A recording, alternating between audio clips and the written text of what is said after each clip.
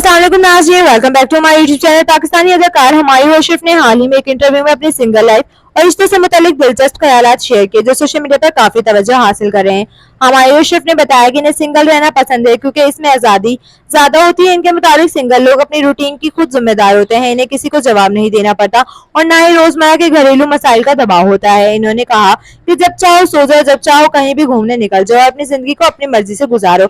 इसी दौरान हुमायूं अशरफ ने इन आदत का भी जिक्र किया जो इन्हें लड़कियों में बिल्कुल पसंद नहीं। इनके मुताबिक बदतमीजी और जरूरत से ज्यादा बुलंद आवाज में बात करना इनके लिए सबसे ज्यादा बड़ा रेड फ्लैग है। इन्होंने कहा कि अक्सर ड्रामों में ऐसी शख्सियत को प्यारा और दिलचस्प दिखाया जाता है, लेकिन हकीकत में इन्हें ये रवैया पसंद नहीं। हुमायूं अशरफ ने मजीद कहा कि अच्छे इखलाक और अपनी गलती मान लेने की आदत बहुत अहम होती है। इनके मुताबिक बाज लोग अपनी गलती तस्लीम करने के बजाय दूसरों की गलती का इंतजार करते हैं ताकि बाद में तंज कर सकें, और ये रवैया इन्हें बिल्कुल पसंद नहीं। अदाकार ने वाज़ेह किया कि इन्हें इनकी जाती तजुर्बात और जाती राय हैं और हर शख्स का नुक्ता नजर मुख्तलिफ हो सकता है।